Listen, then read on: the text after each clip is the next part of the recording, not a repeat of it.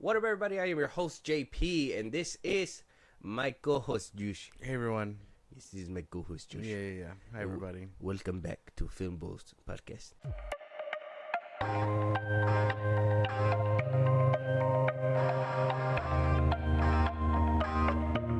Good one? Yeah, more or less, yeah. Better. I guess better Not than the worst, but better than the first. I guess if we're going off impressions, better than the Omega one. Oh. You didn't like Omega? No, Oh, no, that was terrible. No. That was so bad. No, I didn't. Either way, we'll jump right into this because we got a lot of controversy in these topics. Now, not a lot of new stuff, some good stuff. We're gonna break down a little bit of what they talked about at Cinemacon, what we're excited for, what we're not excited for, the little tidbits. I mean, apparently Kevin Feige dropped an F-bomb on stage. He was like, I gotta be hip with these kids. Yeah, I heard. Flips hat backwards. Fuck! The crowd went silent. They're like, Feige, what is wrong with you? Yeah, apparently he got it real excited to drop it, and then was like, "Oh, Deadpool's rated R, so I get to say it," or something like that. So that was crazy. And never would have thought we would have seen that happen. Ever. One thing that was rumbling and something I wanted to talk about first, this did happen at Cinemacon, and that was Superman's logo officially being revealed, not by James Gunn, co-CEO of DC Studios. He decided to push that off to his brother, Peter Safran, who doesn't say shit. I don't understand why he putting him in the middle of the ring like this. What a random ass thing to do. Throw him under the bus of all people. Yeah, so we did get the logo. This is and shout out to Film Junkie. This is his video. I guess somebody took a screenshot. He put it into a video. This is his video. Here with Peter Safran on stage next to the Superman logo, which I totally dig. This is what it pretty much looks like, right? That's the symbol. That shit looks like ass. It's not even an S. That shit is Superman. Oh, look up in the sky. It's Superman. Yeah. It's supposed to be an S. Yeah. No, but that's a Super. That's not an S, man. I know it's Kingdom Come, and I know it's all this and that, but that looks terrible. Like, the CW show did this symbol 10 times better. It's a CW one. Yeah. Look up Brandon Ruth, Kingdom Come Superman. Brandon Ruth? Yeah. Oh, with the yellow? Oh, yeah. It's kind of fat, though. Looks like that. Yeah. And that's the accurate comic book version. Oh, with the black in the back. Yeah. But it looks weird because it's with the yellow. Well, yeah, but also, that's the CW suit. That's the suit they gave him in the show. Interesting. Yeah. It looks 10 times better there than it does here. I think the yellow... I think it's just I think what's throwing it off is the bright. yellow. It's too bright. The yellow, I hate the yellow. I hate everything about this. I'm assuming this is going to be a whole arc. I'm assuming he's going down the same plans. Like I said, this is kind of like Zack Snyder's whole thing is that, like, he's going to have that yellow, and then Homeboy's going to go through, like, a stressful time where that yellow is just going to disappear. It's probably going to be all black. And it's just going to be like, oh, Superman is up in the sky with a black symbol on his chest. That's not Superman. And, yeah. I don't know. I don't know what it could be. I just know I hate this. I hate everything about... Like, not even to sound like a hater or nothing, but, like, why is it so yellow? It's supposed to be red and yellow, not yellow and red. You get what I'm saying? The prominent colors here are just, like... So not like a zebra with white and black stripes? But they're supposed to have black and white stripes? I know you're making fun of me, but it makes sense. Well, the colors here, the color that's more prominent is yellow. I know, like, your disclaimer was, like, not to be a hater, but you putting that disclaimer makes it's just, like, a big red flag for haterism. But the thing to me is that I don't really have an issue with the color scheme because I'm sure we saw that little sneak peek. It's not going to be that yellow.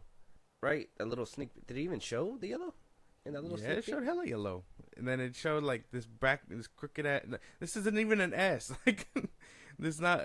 I don't know, man. I don't know. It could be as comic accurate as it wants to be, but that shit looks like ass. Oh, he did. Oh yeah. See, like this yellow's like a dirty mustard yellow. Yeah. Like a honey mustard. Mm-hmm.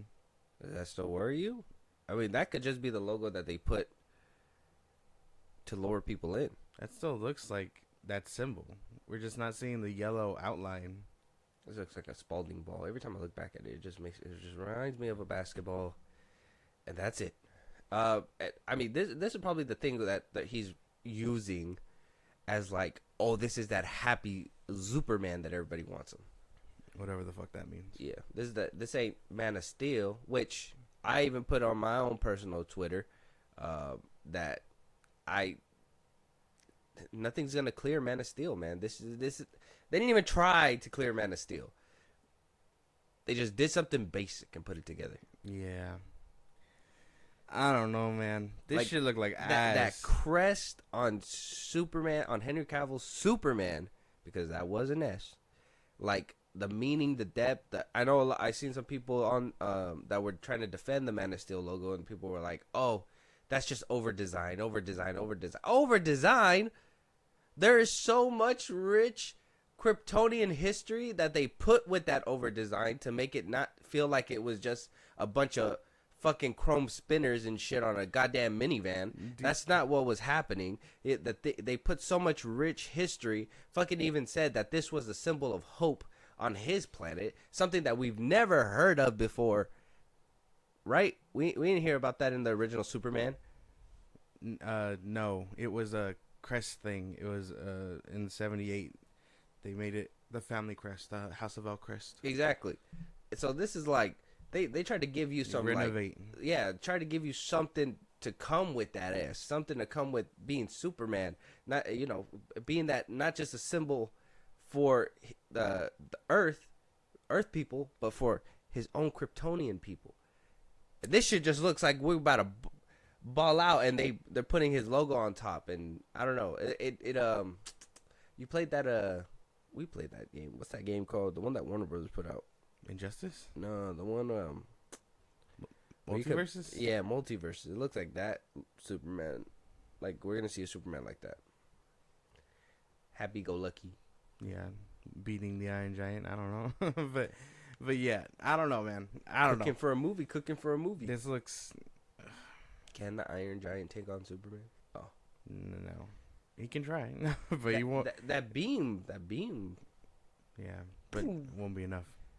Didn't I show you the Iron Giant? Yeah, I showed it to you. Yeah. Okay. Shit's a good movie. It's huh? Yes, it's a good movie, but it's not enough. Not enough to beat Superman. Oh, okay. Unfortunately, I But mean, last time you said Omni-Man wouldn't take it either. It's so. because he won't. Okay. What the fuck, man? I'm just saying. What are you doing to me? I don't know. Keep going.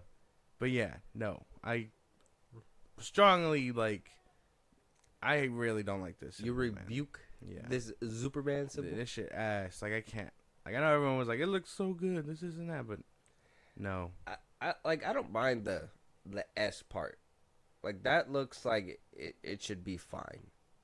Whatever. I mean, Superman, whatever. It looks like a Z to me. It looks like a complete Z to me. I just don't like what it looks like from that angle that he took it from. Maybe it just wasn't a flattering angle. The borders of the gold between the S, like it's those same borders that make it an S. This doesn't look like an S. No, it don't look like an S. It looks like a giant stripe in the middle. You can pull up any other Superman logo and you can tell it's an S. This doesn't look like an S. As Superman. It's ugly. It hurts my eyes. All right. Well, I get ready, you guys. If you guys haven't seen that logo yet, go check it out. And I mean, are you guys excited for Superman 2025? Yeah, Superman. Yeah, that's what, at this point. That's what I'm calling it. James Gunn's Superman. Yeah, his Superman. We'll have to wait to see what pans out with that one. But Cinemacon altogether apparently was a great time. They fucking showed like 10 minutes of Deadpool 3. Insane. They showed like 30 minutes of Inside Out 2. Damn. They the whole movie? Yeah, basically the whole movie. They show a clip of Gladiator 2. Oh. They just did all kinds of things, and Variety did us the kindness of giving us all the notable films that were kind of prompted up from different obviously we got Disney, Universal, Paramount, Amazon, and I feel like I'm missing one. Lionsgate, Universal, Warner Brothers. Yeah. So we got basically, I mean, they even got to look at Mickey 17, and people were like raving about it. They were like, well, why is it going to take so long? And apparently a lot of that footage wasn't even completely done yet. Damn. So that's why it's taking so long. You only got unfinished products. Yeah, so a lot of people got a little inside look on a few things. So Disney, coming from Variety, the notable films were Deadpool and Wolverine, Moana 2, Mufasa, The Lion King. Way to be original. Okay. Inside Out 2, and Alien Romulus. A lot of people were raving about that Alien Romulus. Apparently there was like face huggers that they showed, and it was heard it was really good. Man, I want to attend these fucking events, bro. one of these days. It'd be fucking cool, just to see all this in person. I mean, everything sounds cool. I heard that 10-minute clip that was going around of Deadpool was making everybody switch up in their boots and being like, wait, maybe this movie isn't good. Like people are already starting to like turn the tide on this movie before it even comes out. Okay. Now, I know I've seen it on Twitter. A lot of people were like, Deadpool and Wolverine is going to save the MCU, is going to save the MCU, is going to save the MCU. Yeah. There's no going wrong with this film. Yes. This is going to be a great film. Cinemacon seemed to kind of back that up. I think they even gave us a spoiler.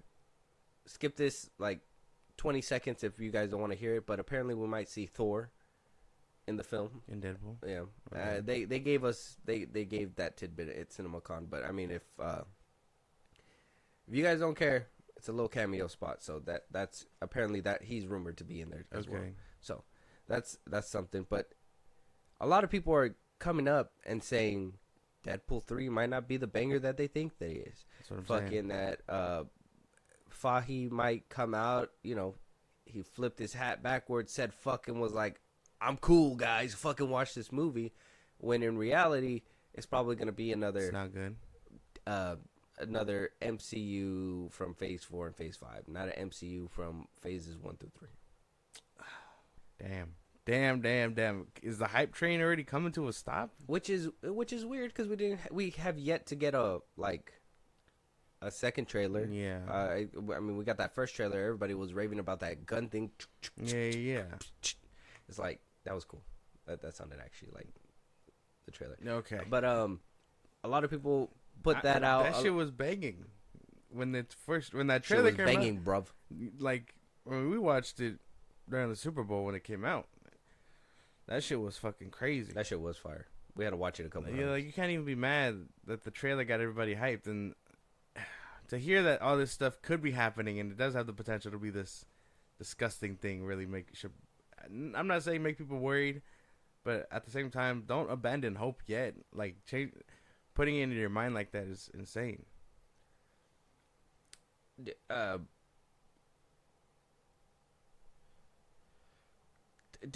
Well, I already told you that I've been skeptical.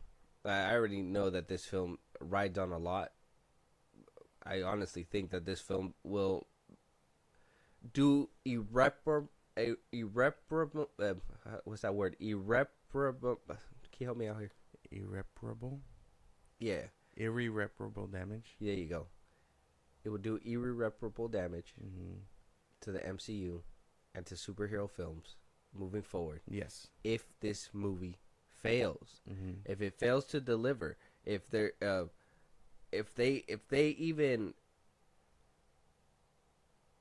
if the whole movie's good and that ending is bad, will ruin the film. For sure. Just gotta wait and see, man. We need another trailer. I think to rebuild hype of these people that are already becoming skeptics, you just gotta do another trailer. Shove it in their face. Do it again. Make it cool. And that's like the best way to make it happen. Show Logan this time. Or, something. I don't know. Show Logan this time or something. Yeah, I don't know if I don't think. Well, I'm sure even seeing that hint of Wolverine is gonna bring a lot of people in, and if it would be very weird if they show him throughout all kinds of marketing and they don't even like put him in a trailer. He's not even in it. Like the whole time. yeah. Well, I mean, because it seems like they're refusing to want to show his face even with the first trailer. But you see all these like marketing things, the posters, cups, all that stuff that is popping up, and it has Deadpool and Wolverine on there. Yeah. The fucking Maybe Wolverine just movie's called Deadpool and Wolverine. Yeah. And we have yet to see his face in the trailer. That's true. Damn, man. I don't know what it could be. I really feel like this movie's, the fact that it's finally turning its tide is insane. We haven't even hit the month of the release yet, and people are already like switching up. I kind of don't want to see Thor. I hope that's not real. It'd really bother me simply because the last time we seen him, he was really doing nothing, and I mean, Love and Thunder was ass. So yeah, unless it's variants. I think another thing, that insert of like the cameo and all that stuff, I think that's another thing that's worrying people. Just cameos and all that. Like, it's gonna be overstuffed with cameos, or we're gonna get hyped to have these abundance of cameos, and we're gonna get Multiverse of Madness again. Multiverse of Madness didn't have all these cameos, bro. That's what I'm saying. We're just gonna get Multiverse of Madness. I would hope not. And that was like the one where everybody. Don't get me wrong, I'm with the people out there. Like, you guys should really manage your expectations and shit like that. But did not that should not sound hype? Did half the stuff that were like leaks sound way better than the actual film that came out? Yes. And I think that's an issue that Disney is gonna have to combat, especially in this era. That's why Eminem doesn't drop an album until like when he wants to. He doesn't build up or anything, because when you get to the point where you're big, when you're just so big that everybody watches your every move, like Sonic 3, I would have thought we would have got leaks and stuff out of that, because what's his face is gonna be in there, Shadow, like that's a big movie. That's 3 movies in. Nobody gives a shit. The only thing that people give a shit about are Marvel films. I didn't hear no leaks about Joker 2. Ain't no Joker 2 leaks come out. Ain't nobody give a shit about that There's film. like only a few, which were mostly just pictures. Yeah, the little him and behind the scene Gaga. photos or whatever it may be. It wasn't like too crazy where, people knew the plot or whatever the fuck's gonna happen before it even happens. Like, once you get to the point where you're so big, you're gonna feed them the information little by little to tease it, to hype it up, but people are gonna pick that apart. If you let them sit with it long enough, they're gonna pick it apart to the point where they hate it, and it's just how life works. That's something that Disney's gonna have to combat, and I think that's what they're doing right now with the lack of trailers. I think they're like, well, before we used to get at least a trailer a year prior to the film. Yeah. Like, that would be the very first year initial, and then have you wait, and then you'll probably get another trailer 4 months out, another one 2 months out, and then boom, the movie's out in theaters. You know what I mean? A lot of promotion, whatever. Now it's like, it's a 2-month mark, put a trailer out. You guys get a teaser trailer, and then you get an actual trailer, and then you get one more trailer, and then you're good. Yeah. Yeah, I mean, it's because people are just figuring out their shit too quickly. It's a predictable thing. After seeing the formula for so long, you're kind of like, okay, well, I know what the formula is. So, I mean, now you can't really have surprises unless you actively switch the formula up. But even then, they won't do that shit either. I think he's been trying to figure it out. I think obviously Phase 4 and 5 have been like errors. Trying shit. They were tough for the Feige man. Yeah, he's trying to figure out the right way to approach it. It's just the right way hasn't he hasn't had that moment of clarity. Yeah, where like he's staring it right in the face, and then a fucking bulb of light just comes down at it, and then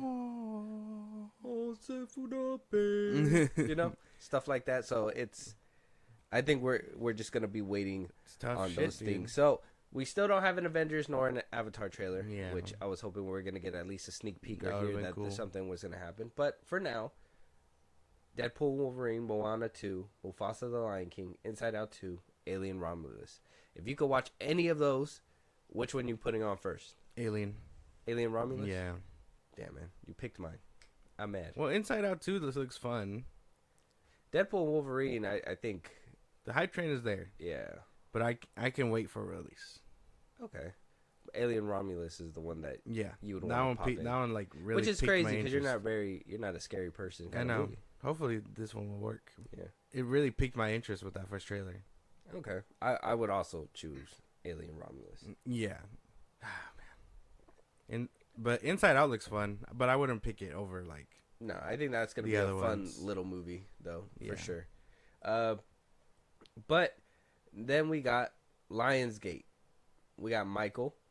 Don't know what that is. Ballerina. We got showcased that, and apparently in the trailer they put a little hint of Keanu Reeves. I guess there was like a little voice at the end. Okay. So- I'm back. Like. Yeah, Yeah. I'm back. I'm back. It's like you Thanks. shouldn't be. You fuck. You should be dead. We got to look at The Crow, which is going to be coming out pretty soon, Yeah. but wound up getting pushed back a whole month. So Damn. it's not going to be releasing at the time Well, that that's it said it lame. was. And the best Christmas pageant ever. Don't know what that is. Ballerina and John Wick spinoffs that the studio delayed by a year will likely be worth the wait. It's filled with kinetic action that made those Hitman adventures such a delicious fun over those 4 chapters. Anna de Armas positively smolders as she makes short work of assorted baddies in a much different vein. The best Christmas pageant ever, an adaptation of the beloved book about a family from the wrong side of the tracks that takes leading roles in the church's nativity. Naivety. Play has all makes of a family-friendly faith-based hit, and Michael, the company's Michael Jackson biopic, was greeted with the kind of deafening applause that greeted the gloved one's concerts. If it can avoid becoming mired in controversy, Michael should be a Bohemian Rhapsody-style sensation. Plus, theater owners who are starved for movies to show on their screens after COVID and strikes led to the stream of production headaches and push releases. Were impressed with Lionsgate's plan. So Michael's the Michael Jackson biopic ballerina. Played by his nephew. Yeah, Jafar. Damn. Okay. I didn't know they was just going to be called Michael. I was expecting, like, I don't know, something else. I thought it was going to be called Michael Jackson or something. Yeah. Yeah. Michael? Yeah. I'm excited for that one. I know you have your thing with biopics, but I like biopics. It depends on which one. Some of them are good. Some of them are bad. This one sounds like it's going to be really faithful, especially with, like... I still want to see the fucking Bob Marley one. I haven't I think watched that one's already on Paramount Plus. Didn't you watch it? I did. You liked it, right? I did. I want to see the Amy Winehouse one, too. Nah. Tofu. Yeah, rough boy. But, I mean, the Michael one sounds good. I can't wait. And it's supposed to have, like, 30 plus of his songs in there. So, like, they're really, like, milking his discography. Okay.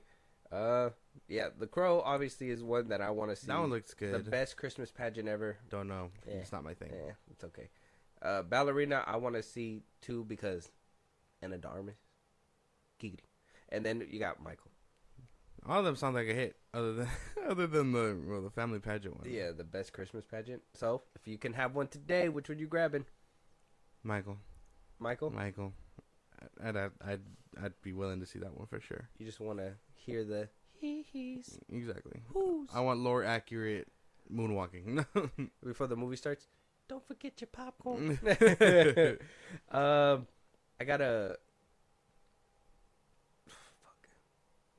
I gotta go with The Crow, man. I know we're about to get it soon, but I just want to see that one. Yeah, that one did look good. Can't knock it. Ballerina, I want to see it, but God, I know that I'm gonna be so in awe of like everything, and then when I see Keanu Reeves at the end, I'm just gonna be like, fuck. It's a prequel, man. I know, but enough's enough. No. If it's a prequel, we can use the characters in your disposal at any time.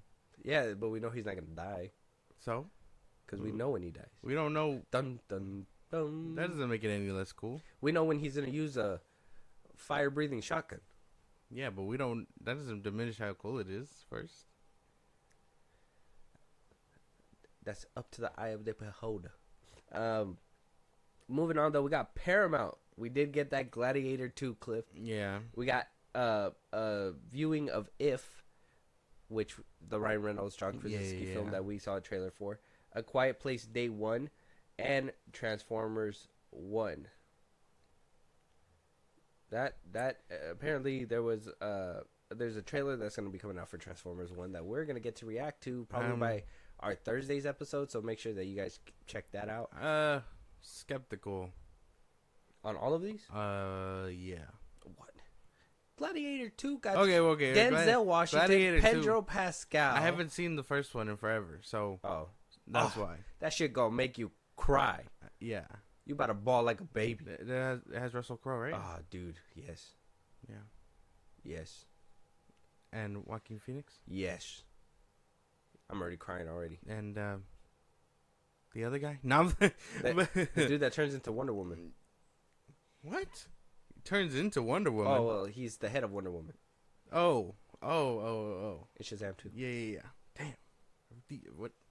The one that keeps getting done dirty by Hollywood for some reason. Yeah. It's totally not his own fault. I don't know. He came out in the first Gladiator, and he didn't really he's still doing the same kind of side character shit. See his character in Rebel Moon Part 2, like right. Oh, wait, he's a side character. Exactly. So, but Gladiator 2 does sound pretty cool. I don't know if I'm excited for If. It did look funny. Foster's Home for Imaginary Friends, man. Yeah, that one did look funny, but I don't know if I want that one now. Yeah, me neither. I would take Transformers 1 simply because there's a lot of skepticism there, and I'd rather rip it off like a Band-Aid if it's ass. Okay, but that's gonna be an animated one. Yeah, so it's gonna be kind of weird to hear Chris Hemsworth's voice. It's gonna be as Optimus. It's gonna be weird. You're telling me Autobots roll out. It's pre-Autobots, but yeah. Well, it's supposed to be with him and Megatron as friends or some shit. They're friends first. You know this motherfucker's name is Orion Pax. You know how uncool that shit is? Yeah, Optimus's name? Yeah. That shit's what a fucking nerd. Well, Megatron's name is, what is it? It's, I don't know. Wasn't it Megatronus? I don't know. Is it that? I don't know. Megatrocious? Megatronus. He was like a real gladiator or something like that. Is that his real name? I don't know. That doesn't sound right. I don't know. I'm going off what people tell me. Oh. What if they told you his name was Pop Tart? I'd be like, oh, that's weird. Didn't even know they got Pop Tarts on Cybertron. He didn't really have Pop Tarts. Cybertronic Pop Tarts. Megatron's real name is D16. Damn, he ain't even got a name. Oh yeah, he was known as Megatronus. Oh, see, man, make me sound dumb. I know. Yeah, he's the twin brother of Optimus Prime. Twin brother. This whole time he's been fighting his fucking. I'm sure that's not concrete and translated through every universe. Yeah, like Prime or anything like that. What if they just kind of got took it apart as what is it, as children, and now they're always meant to collide? Poetic. I don't know. If they somehow lay that groundwork, Megatron accidentally transformed into a plane straight out the womb, and then flew away and got lost. Didn't know how to come back. It's that's a dumbass baby, and it just flew away. Where's that baby jet going? But I mean, if they're somehow laying that groundwork for a heavy hitting story like that, then it makes it all the work. It makes it all the sadder when Optimus is I'm tired of your shit, Megatron, and takes his fucking head. Oh yeah, if they're really brothers. Yeah, Optimus killed that fool many times. He was many times. He was just man, you gotta stay gone. I wanted to be an only child. How many times I gotta teach you this lesson, old man? It's insane shit. But I mean, animated or not, I'm just skeptical because I don't know what movie I want to see if I could have it today. Man, Gladiator 2. Yeah, I already knew. That's not news, man. We know. Oh, it's not news? You were hyping that bitch up before I even started talking. Oh, sorry. Quiet Place. I changed my answer. Be for real. No. we are real serious podcasters. This is not this is silly shit, man. Quiet Place. Day one. Ooh. It looked kind of scary. The trailer. No. It looked good, but scary isn't what. Very suspenseful. And if it's playing on the same bullshit that the first one had, then I'm sleep already. It's insane. I'm snoring already. I'm bringing my Snuggie to the theater. Yeah, bro. No John Krasinski, I don't want it. That's the way I feel about that movie. That is true. I felt like the second one really took a hit without him, and the fact that they only used him in flashbacks and shit. Yeah, I know John Krasinski is more of behind the camera type of dude, but I wish he'd do more shit, man. But he plays good roles. He should do more stuff. That's what I'm saying. He likes to be behind the camera and stuff, and I'll put his name as producer and director and all this other shit. Because everybody thinks he's fucking Johnny Woo. Yeah. Deep cut. For the Office fans. Yeah. Yeah. Jimmy Woo. There you go. Woo. I said Johnny. So you would take Transformers 1. Yeah. I'm taking Gladiators 2. Just to rip it off like a Band-Aid. All right. Universal gave out sneak peeks of Wicked, Despicable Me 4, and Twisters. Apparently, they were the shortest of the bunch. Wicked's obviously that prequel with Ariana Grande as the witch, and we seen the trailer for that one. That shit was stupid. Yeah, and then we got Despicable Me 4. That one didn't really appeal to me either. It looks funny, but that was about it. And then Twisters. Another. Yeah, I'm not looking forward to any of these. No, Twisters looks like fun. No, it doesn't. Tornadoes? Be for real. Tornadoes? We live in California, man. We don't get tornadoes. What if we do get tornadoes?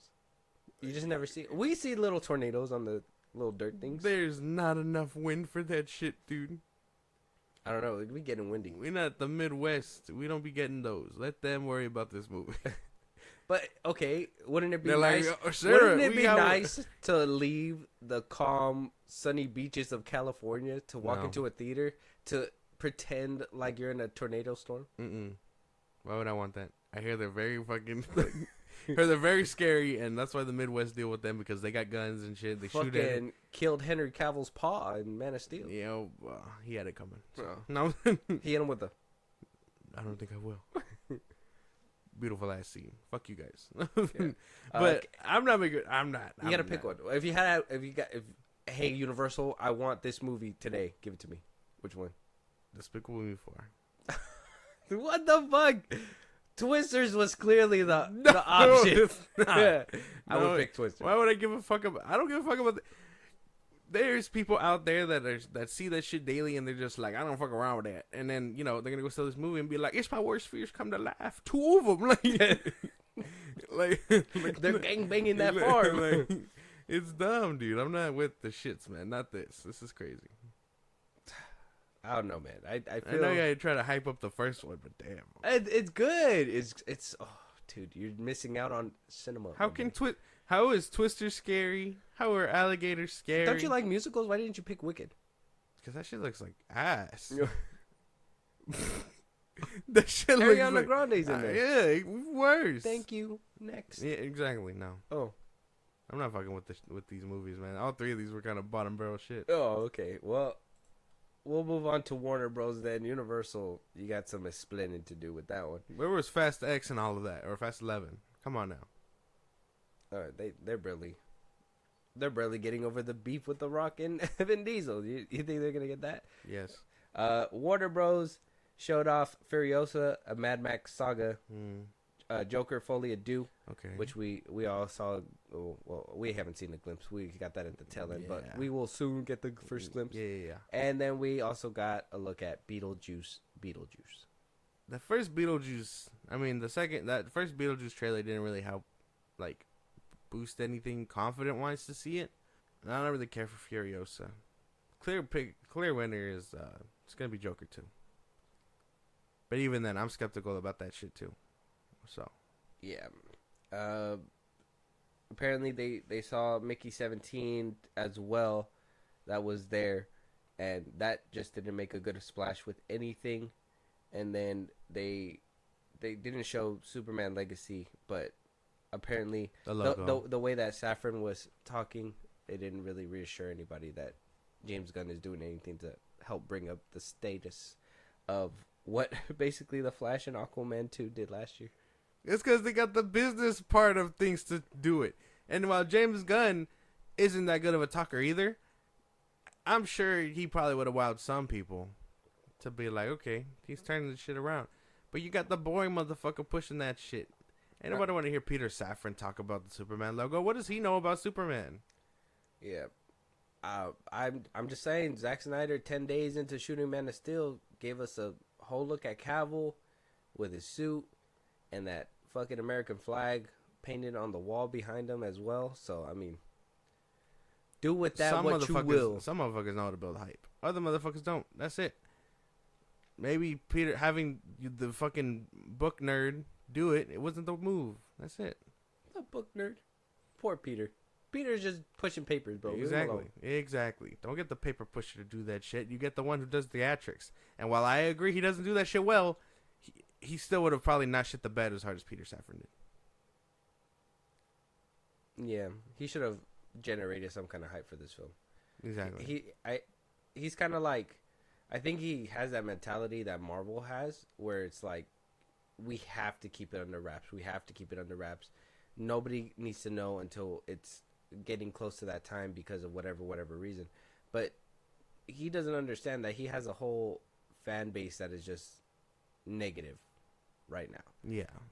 He's not sitting at Marvel Studios. He's sitting at DC Studios, where hype needs to be up there and out there, because we need to know, audience members need to know what's happening this whole time. You know, we're not going to see Henry Cavill back, all that stuff. Yeah. Show us the new Superman that's going to be put out, whatever. Let the audience see him, determine whether or not they like his look, and that'll pretty much determine whether or not you're going to see them at the movie theaters when they release this. But like But like none I of these said, motherfuckers know how to create hype. Snyder did it in 10 days, bro. I'm just saying that right now. 10 days, we got a picture. No one knows how to create hype over there. It's insane. I think a month into filming, or like it was Superman Day, I forgot which one it was, but we got that picture of Henry Cavill in front of the safe, breaking the safe. We got the picture of him. So it's like, he was just like, here's a picture, and he took these shits on his iPhone. His fucking iPhone. That'd be crazy. I don't know. Yeah, man. I don't fucking know. Tony Stark was able to do this in a cave But people just... with a box of scraps. People want to discredit all that stuff. James Gunn. I'm sorry, but I'm not Tony Stark. You're a fucking nerd. But yeah, no. A lot of people want to look at this and be like, oh, he's cooking behind the scenes and it has the potential to be great and stuff. Okay, but what has the potential to be... They're not doing anything. You're actively looking at the construction site and you're like, okay, that's going to be an amusement park.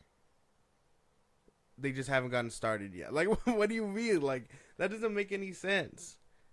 It's going to be interesting. We'll have to wait and see what happens with Superman Legacy, because, yeah, no hype's being built. Good Nothing's fucking happened. luck, bro. We'll have to wait. But Furiosa, Joker, Beetlejuice 2. Which one are you taking? I'll take Joker. Joker? Folie à Deux? I'm very skeptical about where DC is right now, but I like the first Joker enough to want to see this one. Okay. This is a film that nobody cared for. I gotta wait for a trailer for that one. Maybe I'll change my answer by the end of this episode, but fuck, Beetlejuice 2. Warner Brothers really tied my hands on this one. Me with Universal. Really tied my hands. But let us know what you guys think. Which films are you guys most excited for? Cinemacon, I mean, Deadpool 3. We got so much stuff. It's just we're not going to see any of that until 2025. So it was like, it didn't feel as hype filled, because all these films that were supposed to come out this year got pushed to 2025. So you're giving us something that, you know, either we're going to see later on in this year, which that's why this whole beginning half of movies have just been kind of meh. I don't know if you noticed in the movie theater. Yeah. I mean, we've been getting a few bangers like Kong, Godzilla, all that stuff, but not as heavy as last year. Last year was like months were fighting to survive. Yeah. You know, like you basically, if you were the last, I think Dungeons and Dragons was one of those that crapped out. Which other one? Nothing will ever be as stacked as May was. No, last year or March. March. Creed 3, it had a strong start, but because it was in the beginning of the month, it kind of started slugging towards the end. Yeah, man. Put up its fight, and then John Wick 4 swiping the motherfuckers off its feet, like never. We haven't like. But that one started slowing down too towards the end of the month. Yeah. No, that's not the point though. We had like movie after movie after movie. We went to the movies consecutively last year because of this shit.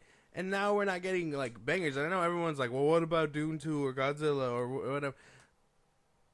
They look good, but they ain't calling our names like that. Yeah. That Dune 2, I mean, I still got to watch the first one, but like it doesn't scream like I'm gonna be awake the whole time. Apparently, it's really good. I gotta get to it. I'll get to those movies. I'll get to those. But this year, it's not that great for cinema. Hopefully, next year does better, and all this hype better be worth it, and pay your people so this doesn't happen again. Exactly. Motherfuckers. Don't make me have to get involved next time, I swear. Yes, yeah. Don't let Josh involved because shit will hit the fan. David Ayer's new film is stacking up to look pretty good. This is the film with the Sylvester Stallone script. It's going to be coming out on Amazon, going to be releasing from MGM Studios, which Amazon wound up buying. Obviously, we already knew that Jason Statham was going to rejoin David Ayer for this endeavor. We talked about this right after Beekeeper. Like, hot off Beekeeper. Yeah. Hey, David Ayer's keeping busy. So we're getting another Jason Statham-led film. Michael Pena is going to go ahead and be in this film, which, if you know who he is the dude from Ant-Man that tells the crazy stories. He's hilarious. David Arbor, Red Guardian from the MCU as well. Yeah. I'm trying to think of other films he was in, so you guys can kind of pick it up. But Stranger Things. Stranger Things. Yeah, he was in the racing one, the gaming one. Fuck. Came out last year. What was it called? It was based on the game Forza. Oh, yeah. Oh, yeah. Based on the game. Yeah. Gran Turismo. Gran Turismo. Jason Fleming is gonna also be in this film, and Ariana Rivas. Not sure who those two are, but they're gonna be showing up in Levon's trade. Okay. Cast seems pretty good. Yeah, this shit looks solid. Can't be mad. I was expecting another hands off the wall action piece, but let's go. I guess you can't do banger after banger like that, but all right. I mean, well, yeah. Levon's trade. I'm thinking. What it says is a comic. Apparently, there's 11 Levon Cade books from the series, so this could be. Oh, and so not only is this. Oh man, Jake Gyllenhaal and what's his faces are fucking seething right now because apparently this film is going to be getting a theatrical release. Unlike Roadhouse. Tough, because I heard Roadhouse was really good. Well, okay, let's be honest. It was so bad it was good. It literally it literally reminds you of like how the 90s films used to do. Like if you took Roadhouse from the original Roadhouse and just kind of made it today, this is how you would come out with it, and it's really good, and it's good. It's a remake. Yeah, it's good. But is Jake Gyllenhaal better than? I love Jake Gyllenhaal. He could do no wrong. Is he better than? He's better than everybody. No. Does he do it better than the OG guy? What's his name? Oh, Patrick Swayze. Yes. R.I.P. I haven't seen it, so no spoilers. But is he better than Swayze? Hot take. I don't. Coming from him. Damn. I want to say no because he's the first one to do it, and I like his portrayal, and I love Patrick Swayze. I like him in Ghost. I like him in all his films. And Jake Gyllenhaal, well, just too different. I got to take Jake Gyllenhaal. I got to stay loyal. Wrong answer, man. I don't know what to I love Swayze. But I will say Conor McGregor is a way better villain in this film. 100%. Okay. I will say that. He's just playing himself. Yeah, dude, he's an insane character. Oh, bro, it's funny. If you haven't watched it, you got to get around to that. Gotta get to see it. But this casting seems pretty stacked. So I wonder why this one's getting a theatrical release. Because it was put in the contract. Remember, we talked about this too. Apparently, the director was offered either more money for to pay people and stuff like that. Yeah. Or the theatrical release. And apparently, according to the studio, they picked money. According to the director, they wanted that theatrical release. Okay. So, I'm not sure who. Nothing really came about that, but I'm sure they're not going to be working with Amazon in politics. a while. Yeah. So we'll have to wait and see. But another casting round that we seen was Haley Steinfeld joining Michael B. Jordan and Ryan Coogler's vampire movie as well. So we're going to be seeing not only Haley Steinfeld, We also got Wumani Musako, Delroy Lindo, and Jack O'Connell, amongst others, who are going to be in this film. It's going to be a Jim Crow era South, and it's going to involve vampires, supernatural, and Michael B. Jordan, may even be playing dual roles as twin brothers. It says, however, the hazy casting details have leaked. Musako might be playing Jordan's romantic interest, but of which twin, ? O'Connell might be a racist antagonist, and Steinfeld's part is all sealed up in a coffin. So that's the rumors right now. So he might be playing twins, and it's basically like, well, they're gonna make the KKK vampires. Probably. Is what I imagine. Yeah. It sounds like, at least. Jim Crow era. That would be. I gotta be real. That sounds really like hilarious. It's like, is that Blade? Mm, No, it's just a black man. Oh my god, that's so bad. It sounds hilarious. It sounds great. This might be a good movie. Yeah, this could just be another like popcorn flick, and I don't even mind that. I'd be down for this. This sounds pretty cool, and the fact that it has Haley Steinfeld, sign me up. You're watching it for the plot. Yes. Yep. Stand down, soldier. No. Stand down. No. We stand on business, right? It's the reason I watched Hawkeye and Bumblebee. Though you were doing that for the rich entertainment of the MCU. I know. Haley Steinfeld only. It would have never drew me in without her. Exactly. Yeah. So I mean, not much is coming out from either film. So, David Ayer's Levon's trade, and obviously we got Ryan Coogler's supernatural thriller. This movie doesn't. Hey, does that mean we're gonna get a song for this movie? That sounds pretty cool. Oh, Haley Steinfeld might do it. She does music. Might get Michael B. Jordan on the track. Well. I don't know if he can. I don't know if he can rap or sing to any capacity. I wouldn't want to see it though. Yeah. So, seeing the castings, seeing both films, what the rumors and what might be happening. I mean, which one would you want to watch first? I guess. That Statham Ayer combo, I gotta go with Levon's That's trade. why. Like that shit was too strong last time. Like I want to see the Beekeeper again. Like that's how fucking like. Damn, it should be on DVD already, right? Yeah. Oh, it was on digital, so it should be coming out on DVD soon. Yeah. Damn, man. Be I want to see it again. Like Right. it was so good. You got a cop. But I don't know. Like I know David Ayer and I know Statham and I know they can cook. But I also like Haley Steinfeld. Like the cast is great. Coogler does really good too. He did your Creed. He did. Remember? Mm-hmm. Put him on the map. Michael B. Jordan. And yeah, they're He's cooking fire. again. Yeah. They're cooking again. So it's like they're both kind of like working together to each's capacity. Damn. Coogler versus Ayer. Who would you pick? Simply for plot, I gotta get. I'm choosing the Michael B. Jordan and Coogler one. Oh, simply for plot? Damn. Yeah. I mean, like real plot, like real storytelling. Oh, got you. Okay. I was like, damn. There's not enough women in David Ayers.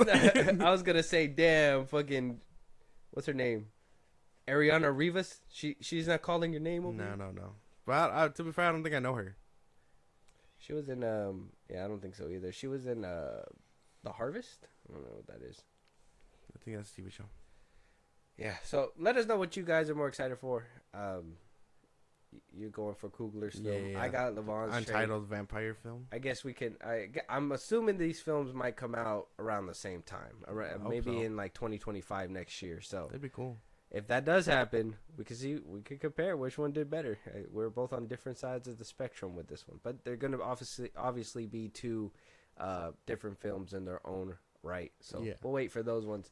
This is where we get to the juicy, controversial stuff. First things first, Billy Dee Williams saying that actors should be allowed to do blackface. Jesus.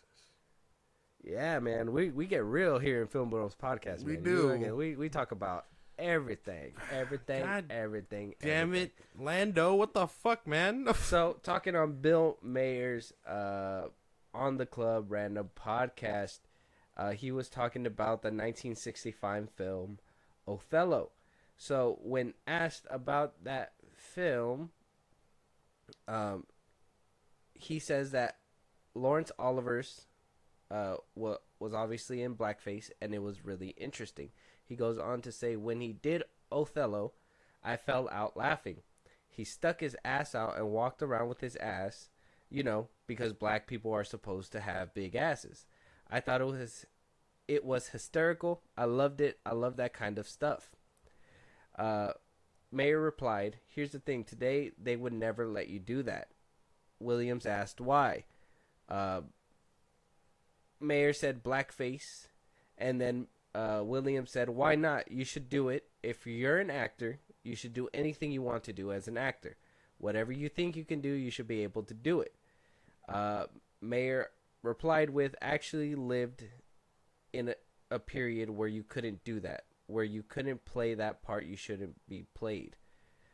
And then so Williams said, but it didn't matter. Of course it happened, but the fact is you discuss it. The point is you don't go through life feeling like I'm a victim.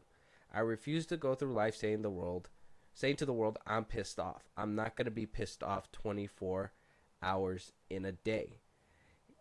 He goes on to say, if I'm going to be creative, let me be creative as an individualist. I don't want to do anything based on this whole idea that you're a black person, you're a white person, and things of that nature. I'm an artist. I'm a creative entity in this life.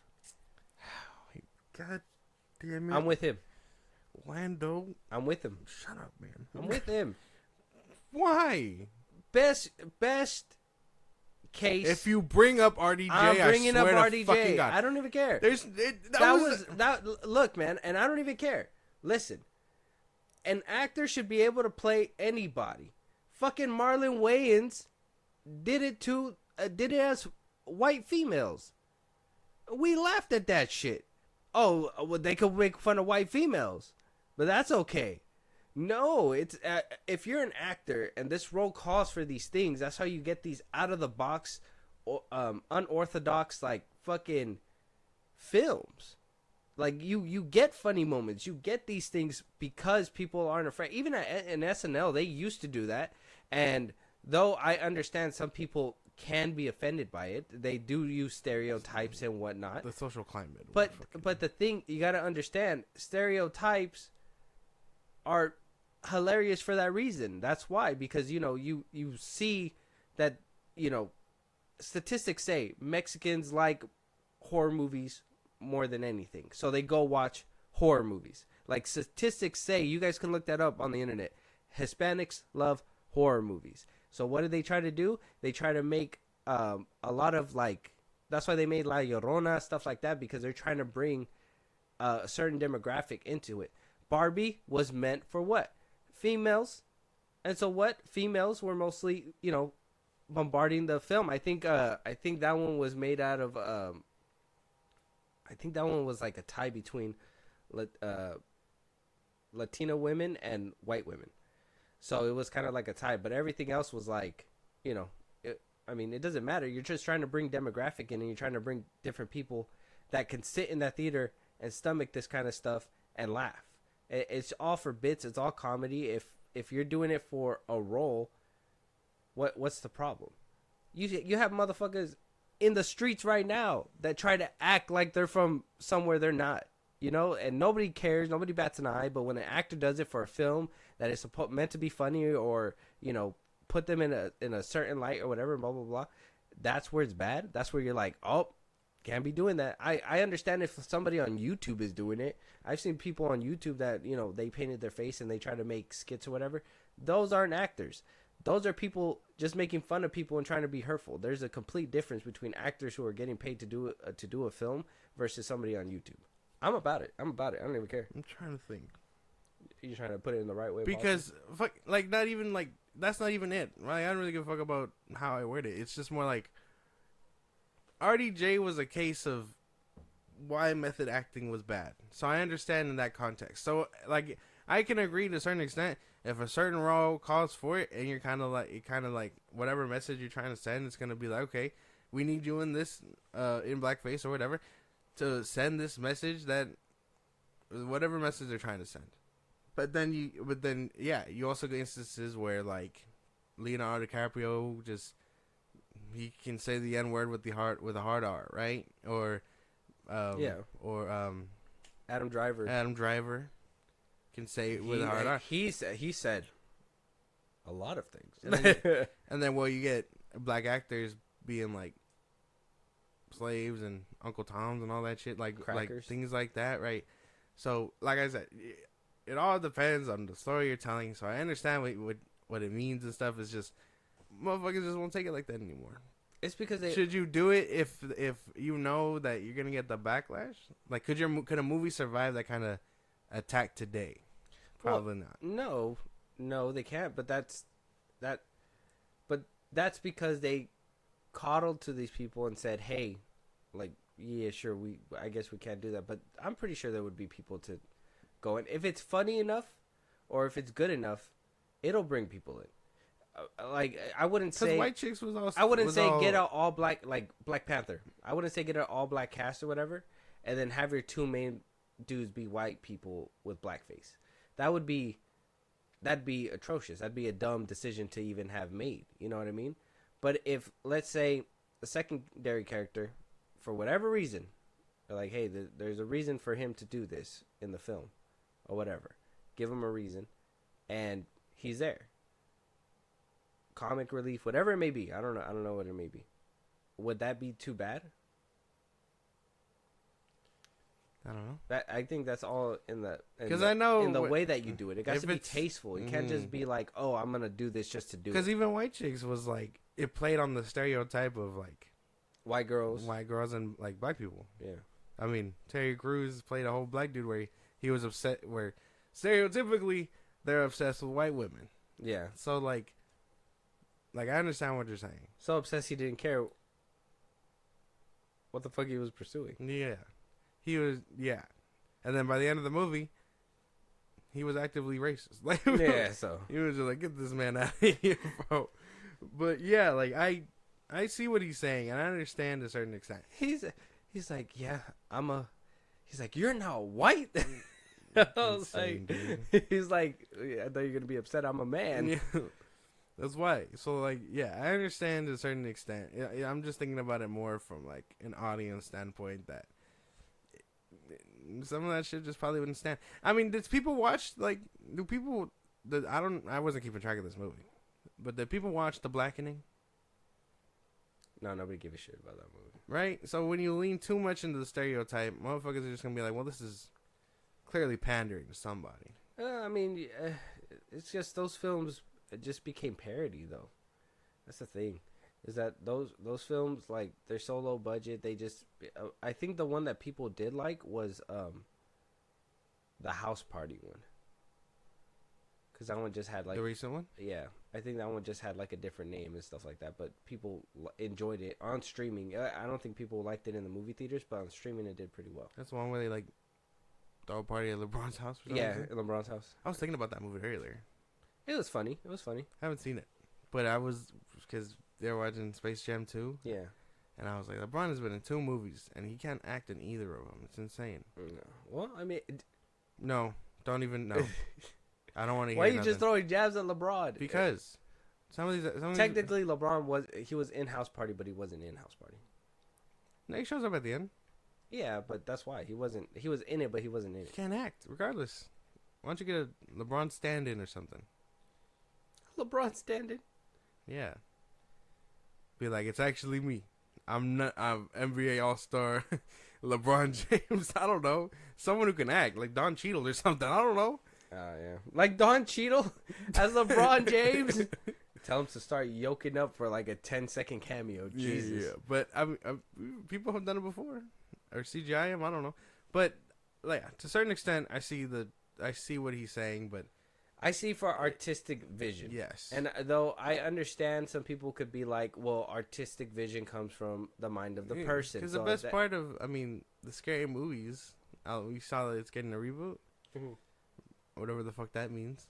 But, like, the best part of those movies were the stereotypes. Funny enough. Yeah.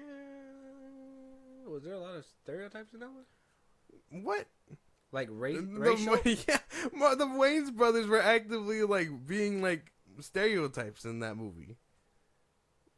Oh yeah, like the stereotypical black man in a Yeah. film, stuff like that. Yeah. Run, bitch, run! Yeah. He's like, "Are you telling me you're driving high?" Nah, I got papers, blunts, bong.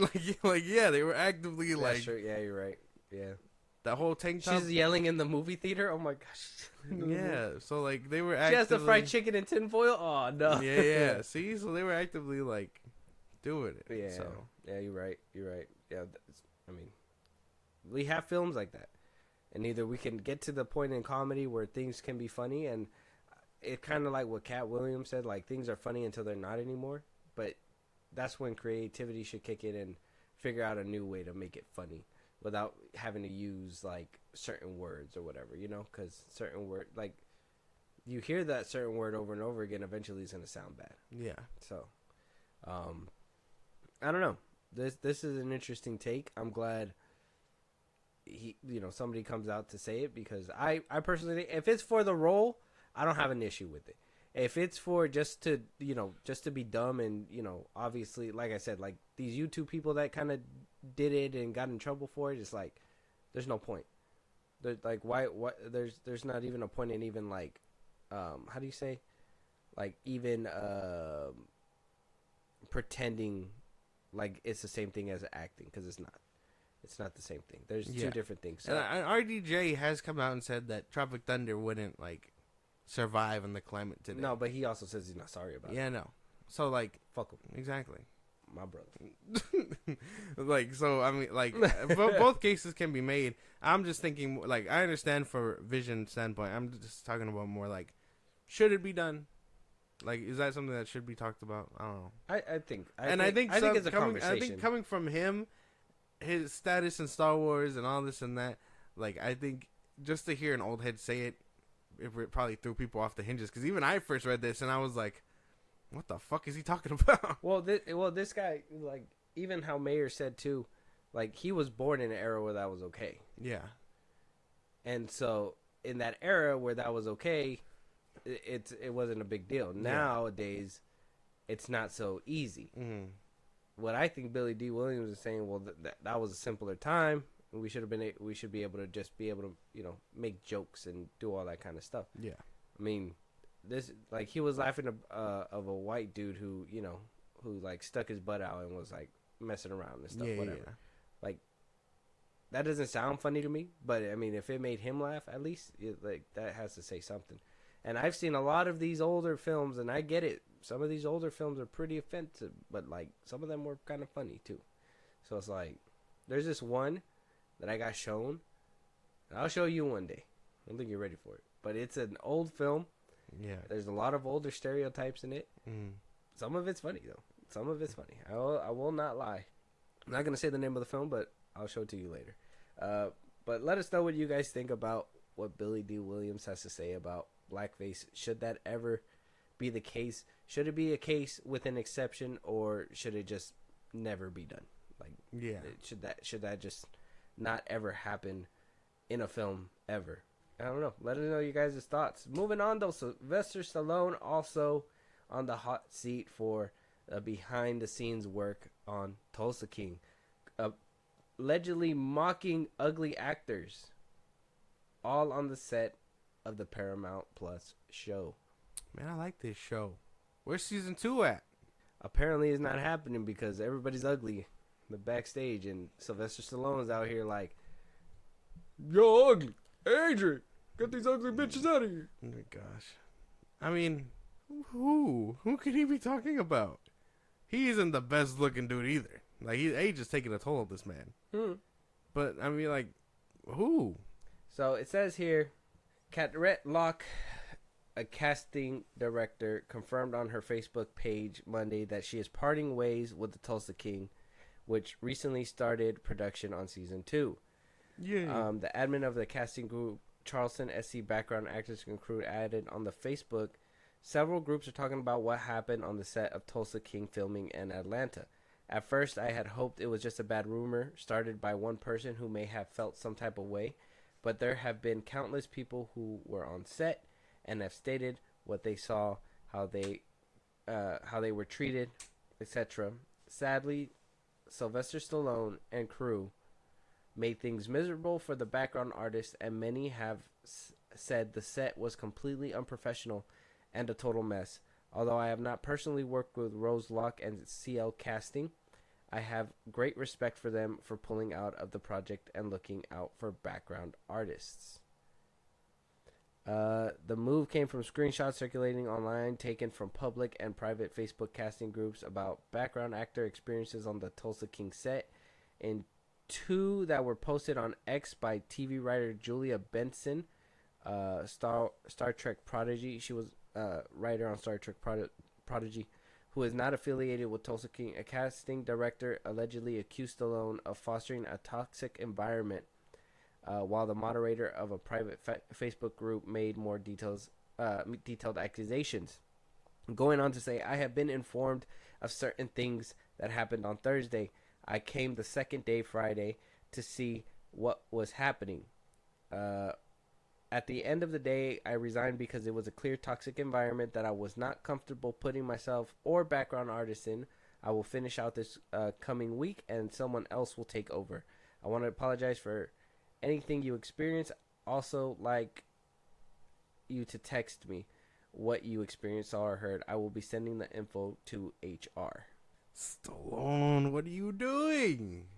Just, Sylvester, don't do this, man. Don't do this to yourself. I don't know who. I don't even know if this is true. This could be smoke up the fucking chimney. I don't know. I don't want to believe it. It's not done yet, though. Apparently, there was a screenshot that was attached of a video this week that observed Sylvester Stallone calling the director over and saying, "What the fuck is up with these fucking ugly background actors?" He and the director proceeded to call certain people terrible names and laughed at them, tub of lard, fat guy with cane, and was making fun of their weight and handicaps. Sylvester said, "Bring in pretty young girls to be around me." And Rose Locke wound up, as she resigned, and she is finishing out her final week still. Another background actor echoed a claim saying, "I was there right behind Mr. Stallone. He shouted to the director to come over here. Lots of F-bombs dropped. Stallone was very upset with the look of the background actors. Said they were hideous and old and fat. Next thing, people are being told to go back to holding, and younger people were brought in." Oh, well, if this is all true, that sucks. I really don't know what to say. I mean, that's tough, dude. Be prettier. I don't know. Like, I don't know. Whoa! I'm kidding. But I mean, like, damn, that's crazy, bro. Sylvester Stallone, do better, bro. You aren't the looker you used to be anyway. So I don't know what you're talking about. You weren't the looker. He's not. There was a time where I thought he looked pretty good, but now he's kind of just aging poorly. Full of Botox. Yeah, it's not working out too well. And while I am excited for Tulsa King season 2, at least now I can look forward to more attractive background actors. I don't know what this is about. Like, this isn't really news. We get superstars being divas all the time. That's not being divas, bro. Called everybody fat. He said, "Fat guy with a cane, come here." Like, as he waddles over. Like, that's enough. Like, I don't know, dude. Actually, walk back that way. I get it. I don't want to believe it. You don't believe it? I don't want to. First, Jonathan Majors, now another one of your good actors. I like the Rocky movies. What the fuck does he know about looking good? I don't know, man. This isn't it. I don't know how to feel. Well, the director's denying the claims. So he was in on it. He was probably in on it. Can't trust him either. He's denying the claims. We haven't got a... he's just like, we did not call this man a fat piece of lard. Like, this is not what happened. Sylvester Stallone has yet to say anything, so that's something. Okay. Director can easily say, "I didn't say shit." Yeah. And Stallone's just kind of like, at home, like, fuck. The fatties are coming back for me. Like, something. I don't know. But the thing is that that's not how you handle yourself professionally, regardless.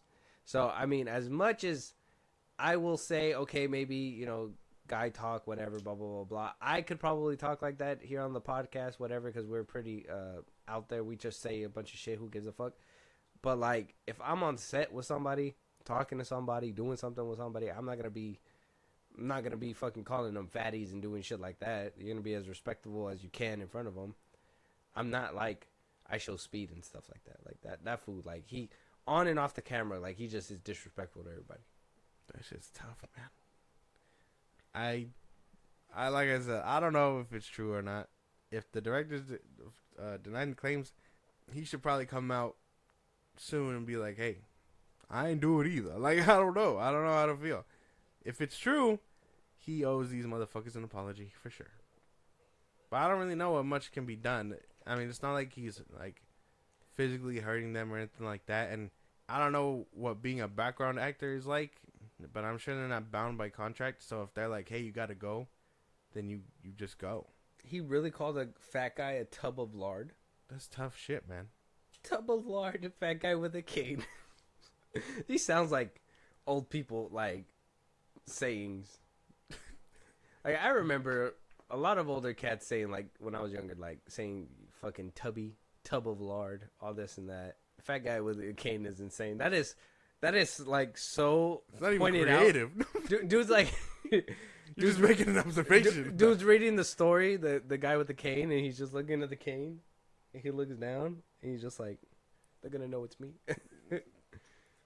They're talking about me. He just starts crying in whatever trailer they got. I don't know, man. Mama, I made it. No, apparently they don't have a trailer. Apparently they got kicked off a set. Oh, see? He said, dude with the cane, walk off the set. Can I get a golf cart? No. Just you walk. lose some weight. Just go. Yeah. Yeah, I don't know how to feel. Tub of lard. I Like don't that, even- that's the one I can't get out of my head. Like, That's insane shit, dude. I mean, move your ass, you tub of lard. Like, is that what he did? Like, what happened? I don't know. A lot of F-bombs. Fucking tub of lard. Are you sure? I mean, I really don't know what to do. I don't know how to feel. I don't have words because I don't know if it's true. If it's true, he owes these motherfuckers an apology. And If it is not true, fuck him. he'll just be like, well, yeah, he'll just be like, I didn't say any of that. It's not true, and then so on and so forth. But like I said, I don't think there's anything like legal that they can do about any of this because That's workplace harassment. nah. What do you mean no? If a man who has pull in the production, and especially after all the new things that they were able to implement, HR and all that stuff for fucking studios and shit, this man, like, my boss can't just come down from his high table, look at everybody and just get your fat ass moving. Do this. Get your, like, no, people got to conduct themselves like professionally in the workplace. So, and especially if you have pull power, like, you can't just talk to somebody like that. They're not going to speak back to you in a certain way because they know that you can pull strings. What are they gonna do? Well, yeah, it's his show. What are they gonna do? Fire him? They're not gonna fire him. Well, that's why. It's his show. So it's bad. HR is gonna be So, like, so say, don't you work for me? so say I don't like and I don't condone this man's actions. Because if you don't, at this point, you condone his actions. I personally, on a workplace set, do not condone those actions. on a workplace set, but any other Tuesday, I'm just like, hey, you fat piece of shit. Like, If you're at a bar, you see a fat guy with a cane and you want to call him a tub of lard and all that different. stuff. It's completely it's different. It's off the completely clock. different. Yeah, it's off the clock. That's an off the clock ass whooping that you can enjoy. Well, I don't condone it either, obviously. Because at that point, that's just two men. So if he's saying, you tub of lard with a fat guy with a cane, he can whack him with that cane. He verbally abused me first.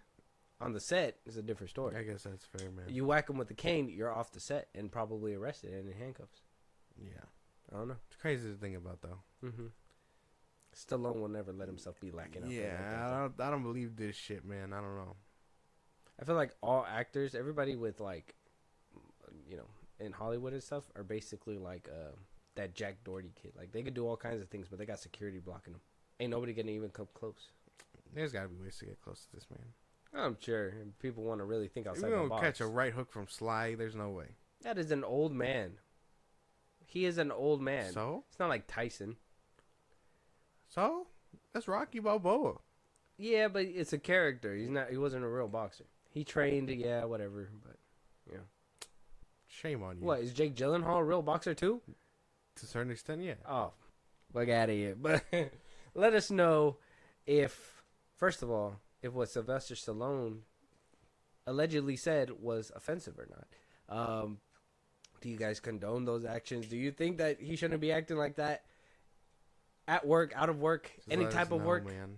Huh? So just let us know. Well, yeah, we need to find. Tubble Lard is a crazy name to call anybody. But moving on, John Cena addressing the Fast and the Furious feud between Dwayne. What does he Johnson know? And Vin Diesel. Well, he was the reason why Dwayne Johnson wasn't there. They were like, "Oh, we need another fucking wrestler actor."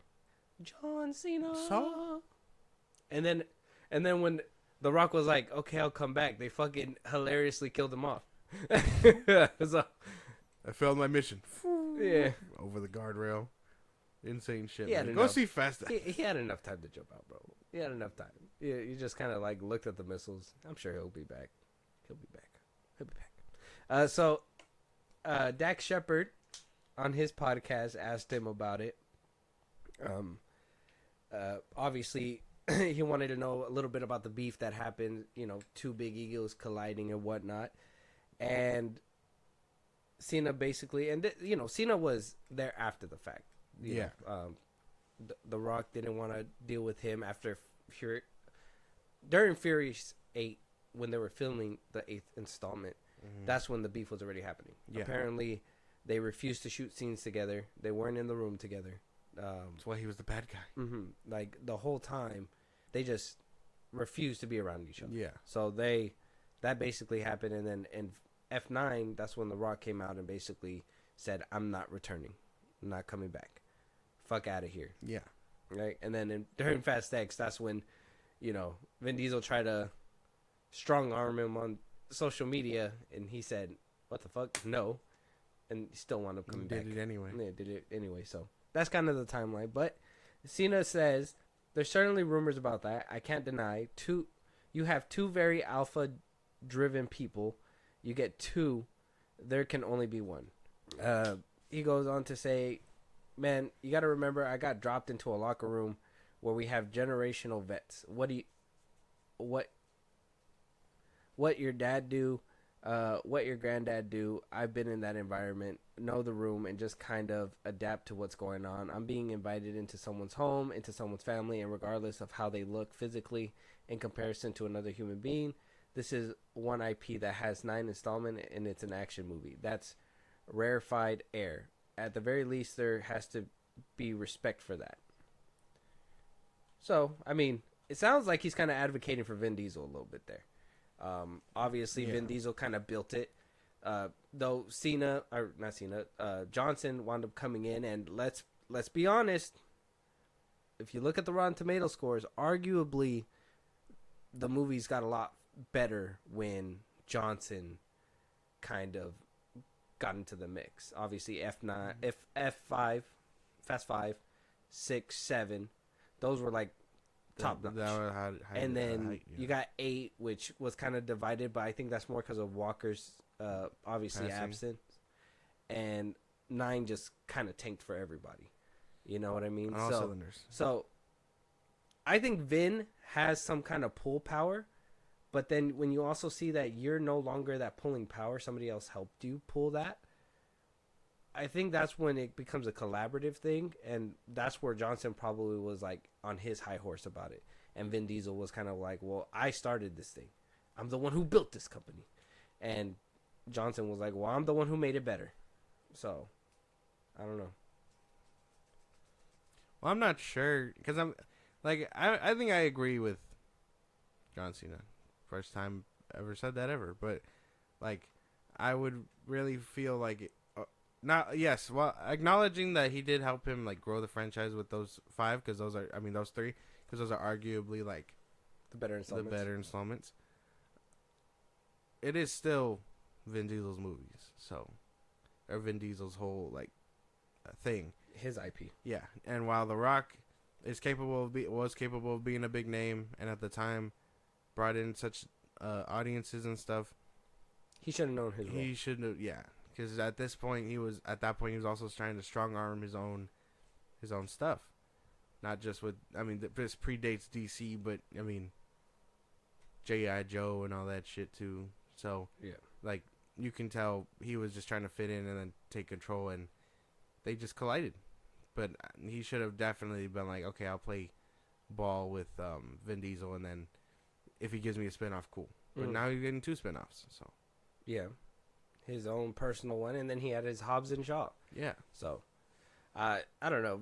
I think he should have most definitely just known his role. Been like, okay, well, I'll play the role that I got to play, and that's it. And that whole clause in Fast 5 where it was like, well, I can't lose this fight, and neither can you. It was kind of like, well, that kind of defeats the purpose. You actively know which one lost and which one won. Yeah. But yeah. Well, I guess headcanon will kind of put that in there, right? What? Okay, that fight between Vin Diesel and him, who won and who lost? Vin Diesel won. Arguably, Johnson did more damage. Vin Diesel got the scoop on him because of the whole wrench thing. Exactly. If he didn't feel any type of remorse, But there was other guns around. he would have. So he wouldn't have mind dying for that shit. But because family was there, he just didn't do it. Yeah, he's not bulletproof. He's not gonna fucking get shot by 30 ARs. Yeah, that doesn't mean it would have stopped him from doing it. He did it because family was there. He did not mind dying for that shit. I'm pretty sure before he even struck him on the head, I'm pretty sure somebody would have dropped him. What do you mean? He brought the whole thing down before they pulled him off. He would have bashed his brains in before they pulled him off or shot him or something. I gotta rewatch that movie. I don't think that's what happened. That is what happened. He had his hand up, right? Like he was about to. No, he smashes it into the thing, and then that's when they're like, "Get him off me" or whatever. They wouldn't. The Rock's head would have been smashed in before they even shot him. One hit wouldn't have done him in. Broke concrete. I don't know.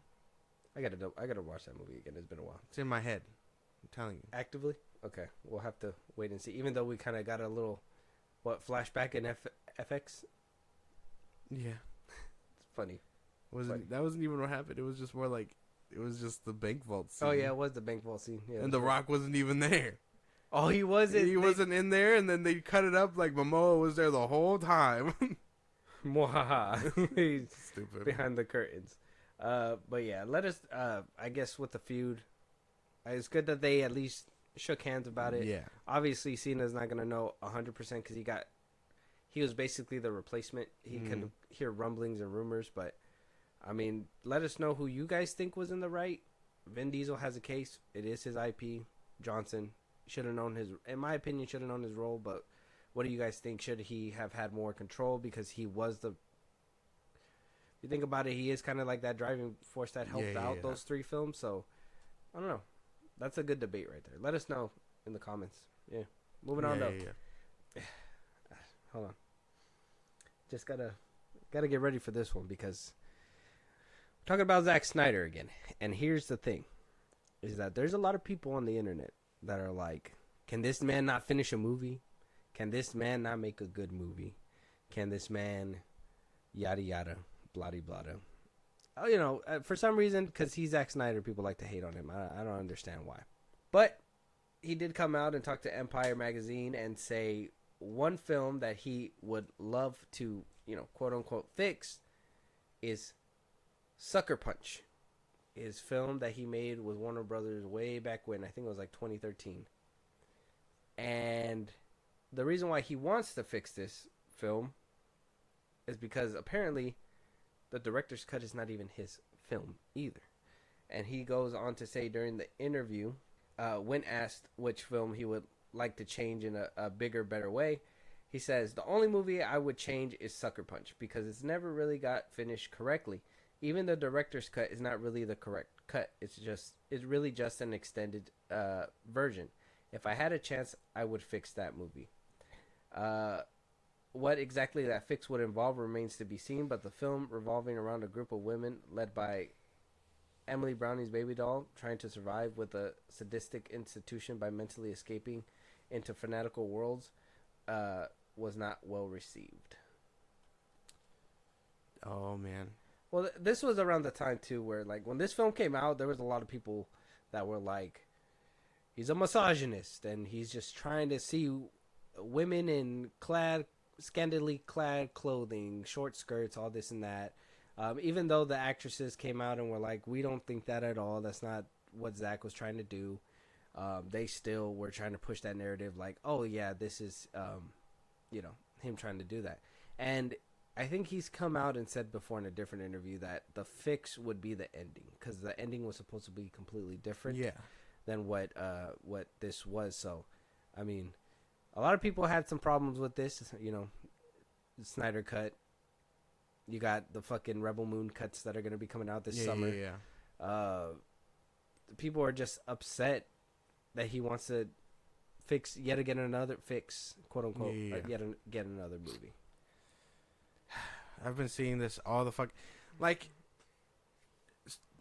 studio interference is a bitch, and until you guys actively have something stand in your way of your true vision, you won't ever grasp that concept. It's not hard to understand that studios aren't letting him do his fucking job.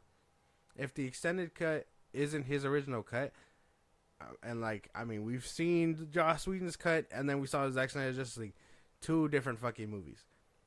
I imagine his cut isn't just has a fixed ending or whatever, but it also could have more, depth or story. I don't know. It could totally have like other elements in there to make it a whole different movie. But these motherfuckers are just annoying, dude. They're just like, can you not make a good movie? This isn't that. It's not about making a good or bad movie.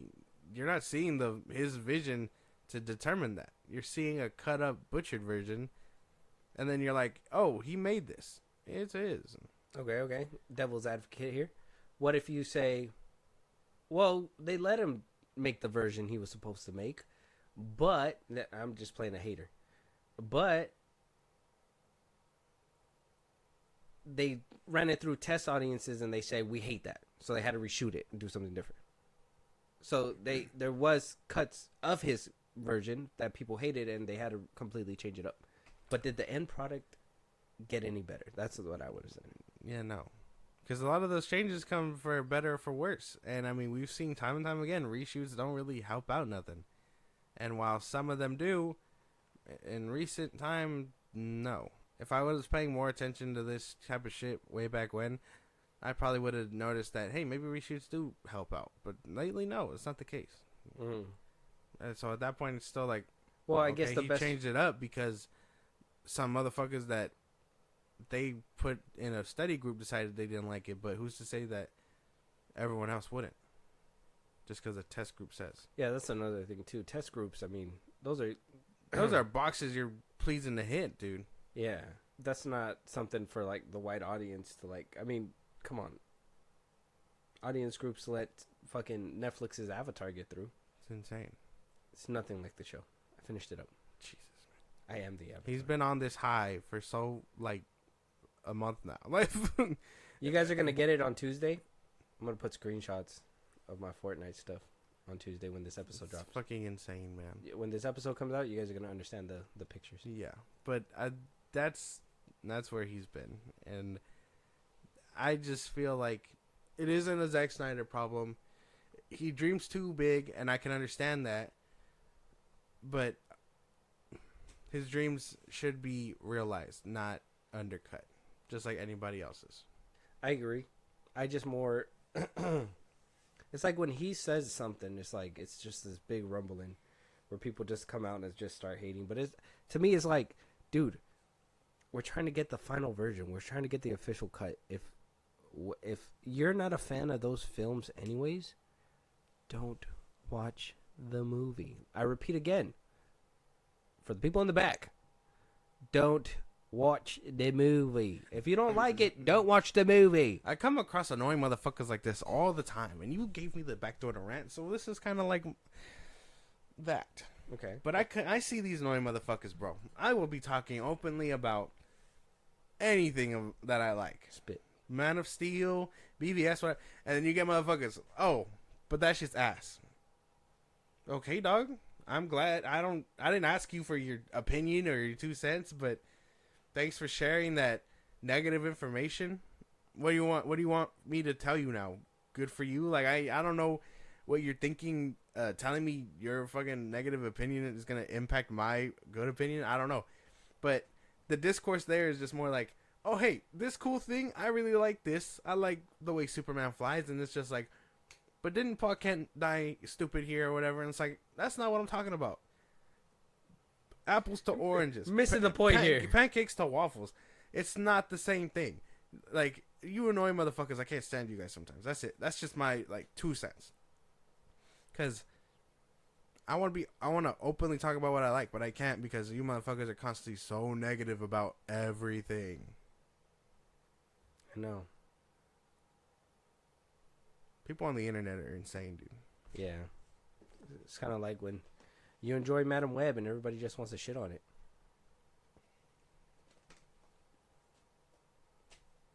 I don't know, man. That's a different story. That's just a completely different story. But yeah, so I mean, I would like to see this come out. Will it ever come out? Probably not. No. I mean, it'd be nice. If Warner Brothers were to be like, hey, man, we want to make amends.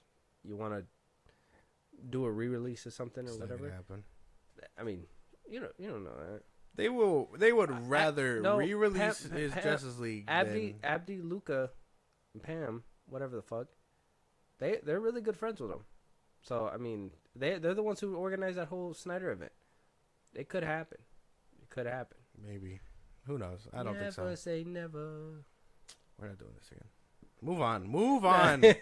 Let us know your guys' thoughts on a Sucker Punch fixed. Can it be fixed? Is it perfect the way it is? Do you guys even care about this film? Let us know. Do you guys think it's just not the bee's knees? Moving on, though. Now You See Me 3 coming back. Starting production already. We talked about this multiple times.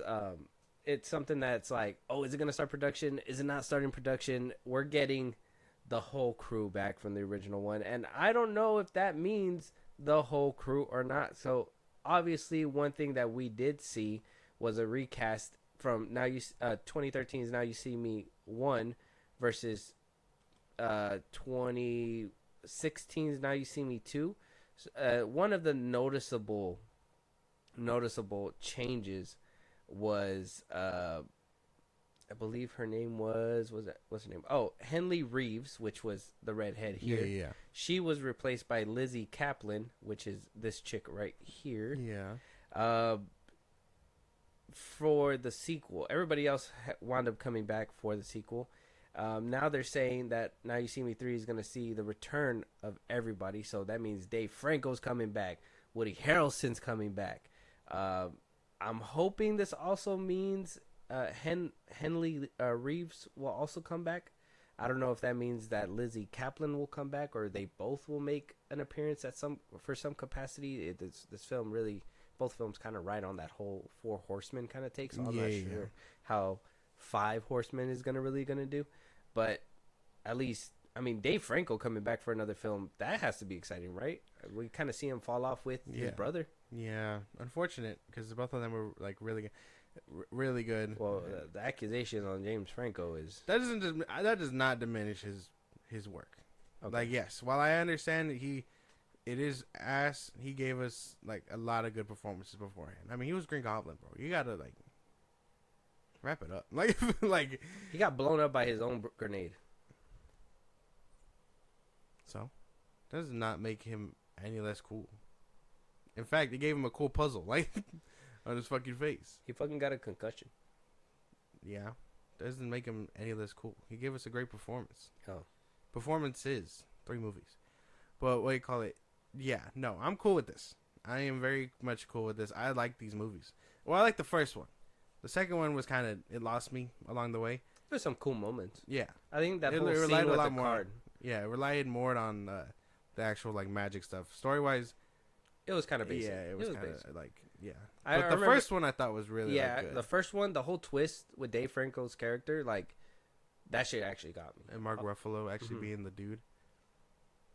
Good movie. Good movie. The second one, like I said, is iffy. but I'm down to see it. And if this is like a gateway to like pass the baton on to like a new cast or whatever, then cool. That just means we get more, and I'm cool with that. And I guess the director for this film, they announced it for CinemaCon, is gonna be Venom's Ruben Fleischer. He made the first Venom film. Oof. So yet another director. Nobody's coming back. The first director was for Now You See Me 1 was Luis Leterrier, and Now You See Me 2 was John M. Chu, and now for the third one is gonna be Ruben Fleischer. Well, I like the first Venom, so I think they're probably cooking. I guess the better Venom, yeah. What? I can't keep having this Venom conversation with you, man. I don't know. Look, bro, it's not my fault Yes, that it's it the is. only good Venom movie. It's not the only good Venom movie. Okay, Venom 3 might have some potential. Who knows? Venom 2 was really good, man. Venom what? Venom 2. Venom 2? Yeah. Did you say Venom 2 is good? Yeah. You're lying out your teeth. You're lying. You want to know how I know you're lying? Your toes is doing funny things. They just be there. They just bro. be jumping. Yeah. They just be existing. Either which way, Now You See Me 3, coming from a director who made the better Venom film. Okay, we can all agree it's the better Venom film. I guess. Oh, you think Carnage is better than the first one? No. All right then. Then we're on the same page. Why are you making it seem like there's some kind of tension? Because you be dragging on Venom too hard, man. It's a good movie. Drive-bys. Bang, Insane, dude. It deserves 2 slugs. But it sounds good. Now You See Me with this Venom director sounds really good. Do you think Mark Ruffalo will come back? That'd be cool. But I'm tired of seeing his face. Why? He hasn't been in everything. You I seen don't him too know. much? I think his performance as Bruce Banner and the Hulk just left a bad taste in my mouth, and I'm just done seeing him. Yeah. Okay. Well, can't wait to see this.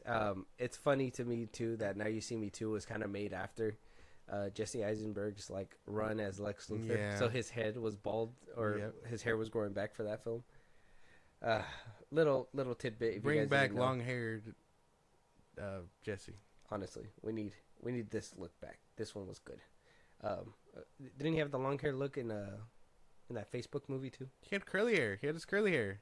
Oh yeah, he did. He had that run with very curly hair when he was in the Social Network, yeah. And then what's that one movie he did with that bomb that's strapped to his chest? Oh yeah. 30 Minutes or Less. Yeah. Yeah. With Danny McBride. Yeah. That was good. And Aziz. Yeah. He had very curly hair like that when he was younger, and then he let it grow out, and then we've seen him bald. Yeah. So bring back curly hair, Jesse. Or this kind of stylish hair, man. This is nice. Mm-hmm. I like this hair. This Jesse Eisenberg is the true one. Yeah. Let us know if you guys are excited for Now You See Me 3. New director, same cast. Hopefully we get the originals. I mean, saying same cast is very vague, but, obviously there's going to be some twists and turns. So we'll wait to see what happens with that. And before we get to Joker 2 Folie à Deux trailer, one more stop. Candyman director and the Marvels director, Nia DaCosta, in talks to helm the new 28 Years Later film. Oh, part 2. Apparently this is going to be a trilogy. You're going to get a trilogy of 28 Years Later, and Nia DaCosta's in talks to helm part 2 of that. So not even part 1. Yeah. Son of a bitch. She can't catch a break. Yeah. But she did really good with Candyman. So that's something. Maybe The Marvels. Maybe no studio interference will do her justice. Yeah, The Marvels is a different story. I can't say I'm too excited because I've only seen the Marvels. I haven't seen the other Candyman. I know you've been telling me to, but I just haven't. So, shit. This could probably be bad. But I'm willing to account that studio interference probably won't play a factor in this. Okay, so we will get Danny Boyle to do the first ones, and then Nia DaCosta should do the second one, or she's in talks to do the second one. Yeah. Well, I don't know how to feel. Only because of the Marvels. films, yeah. Yeah. And obviously interference, like you were saying. That's why. So I can account that interference probably won't play a factor here. But again, I haven't seen the other Candyman, so I don't know how she works. You haven't seen the new Candyman? No. Just wanna. What do you want me to do? as soon as we talk about these things, I don't man, like scary movies, man. You know, as soon as we talk about these things, you gotta be like, all right, gotta put it on the list. Write that shit in It your is hand. on the list. In your head. A lot of shit forget. Yeah. You forget a lot of shit. That's not true. For movies, not really. True. I had to tell you to watch *Malignant* 4 times. But I watched it. You did watch it, but it took me 4 times, and those 4 times were in separate occasions, months in between. Well, yeah. Because I watch other stuff, man. It gets put on the back burner. Too far back. So? Think about that one. So, slowly cooking. Like a roast shit. No. Because you watch goofy stuff like weirdos playing video games or something. That's right. Man.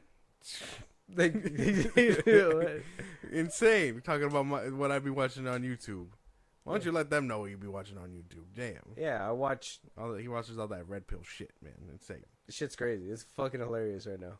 Fucking dude Stupid. got pregnant. Sorry. What an idiot, bro. So dumb. But yeah. I don't know how to feel about Nia DaCosta directing this movie. And even then, like I said, I need to watch the OGs because, again, I'm not a big zombie fan either. So. You haven't seen the Days Later films? No. Okay, you gotta watch those too. They're good. And then you'll see Oppenheimer himself in his first role. Young Oppenheimer. Mm-hmm.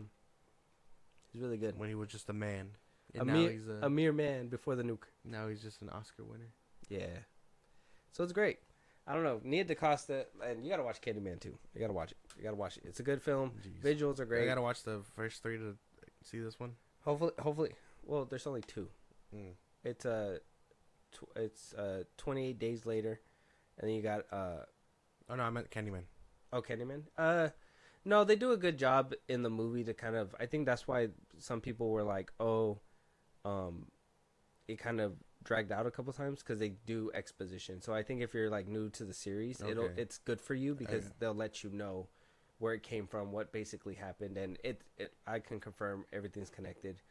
They even got like OG people to come back, which is crazy. That's So, cool. it's a good film. With that being said, though, let us know if you guys are excited for the new 28 years later. Apparently, it's going to be a trilogy. So I wonder if that means like it's supposed to be 28 days, 28 months, and this is supposed to be 28 years, and then underneath is a branch of part 1, part 2, part 3. Probably just what happens in those 28 years. Anthology films Maybe. I don't know. of different survivors. Probably. I don't know. But that's what I would imagine. That'd be interesting. Yeah. 28 years later. 48 years later. Will we ever end the zombie apocalypse? Is it never gonna end? Probably not. Well, it is what it is. I don't think you could ever bounce back from a zombie apocalypse, right? Yeah, you can. Do they just like get smarter, or do they just eventually die? Zombies? Yeah, Depends on the zombies. yeah. Well, you gotta watch these these films to know what kind of zombies, I guess. Because I mean, Last of Us, they decay, but then they turn into clickers if they manage to like survive the process. Yeah, But they do like decay and stuff. but the clickers die too. That's why. Yeah. So I don't know. Maybe they just gotta like Walking Dead ones. It just They die? depends. I don't watch Walking Dead. Yeah, I don't know. Army of the Dead. Those die, right? They get all sucked in. Yeah. So they can die just from not. Oh, well, like, they kind eating? of evolving too. They were making babies and shit. Yeah. Disgusting. Yeah. Two zombies getting it on. How does that even work? There's not even blood flow. They're to just like, like I don't know. These subtitles. Oh my god. Moving on though, let us know what you guys think about Nia DaCosta getting another shot. I mean, damn. I wonder. We still got to watch that other film that she's gonna be putting out to see if she's even worthy of this like second or third chance. Yeah. The one after the Marvels. Yeah. That she signed on for. Mm-hmm. That she had to supposedly leave the Marvels Yeah. mid-production to go finish up. Yeah. Totally forgot about that. Yeah. Well, full circle moments around here in the Film Bros podcast. We come around to speak about it. Moving on though, we got the Joker trailer. We haven't seen it. I know a majority of you guys have seen it probably by the time this video comes out, but we haven't seen it, so we're gonna react to it, give our thoughts about it. Yes. I mean, I personally, I wasn't excited for the first one. I don't think Joker needed an origin story, but it was good. It worked. It was a good film. I don't think I've revisited it after first watch. Same thing with the Batman. I think I've only seen it like 3 times. Oh, so you have watched it a couple times? Yeah. Yeah, I haven't seen it more than once. I'm ready to get into it.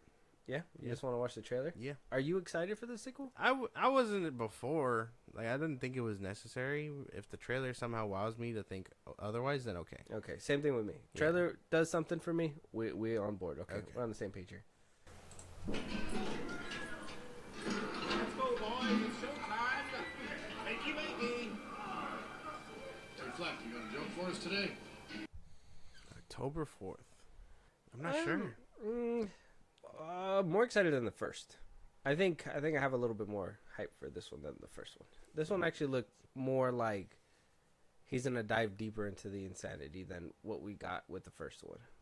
So I mean, I could probably get behind it. The music really made it like sold me. It seems very like poetic. This film. Yeah. I'm not sure. You know what to Skeptical. think? I'm so skeptical. Really? It didn't really like make you feel. It looked good, and you can tell it has everything that the first one has, but I don't know what it is. Something about it is like, I'm still very skeptical. It's just like no, thank you. Mm. What if I say yes? I think I still have probably the same effect after the first one. Like when I saw the first trailer, I was still like, okay, I don't think it's necessary, but I'll go see it. Yeah, but I think if anyone, I think I had that feeling, but with a little bit more interest because of like the whole music. Lady Gaga's Harley Quinn looks interesting. Mm-hmm. I know a lot of people. I think I'm probably going to be in it for their relationship. Yeah, there you go. That's what it is. Yeah, that's like about it. This is like the first movie where they're exploring that kind of thing. Gaga can act though. You seen her in Gucci? No, House of Gucci? no. I saw the one that she did with, what's his name, Bradley Cooper, Bradley Cooper. where they were like singing or whatever. It was like country singers, I think. Oh, I know what you're talking about. No, I never seen it. I wonder why she doesn't go by her real name. Who knows? So distracting. She has a real Gaga. name. Yeah, doesn't she? I don't know. Doesn't everybody have a real name? I don't know. I don't know what it is. If I could just easily Google it, man. It's not. It's just legally Lady Gaga, like Madonna. Stephanie Joanne Angelina Germanato. That's why. Because it's long as shit. Yeah. Could have fill up a whole damn page with that shit. What name? What last name do you want to use? Angelina or Germanato? All of it. I want to use all of it. Is she married or something? Is that why she has 2 last names? But yeah, I'm over here going on a deep dive on Lady Gaga. I think it looks good for what it is. Todd Phillips coming back to do it again. Yeah. Is good. Mm-hmm. Because if they would have gotten a different director, I don't think it would have had that same No sauce. spark. Yeah, no sauce.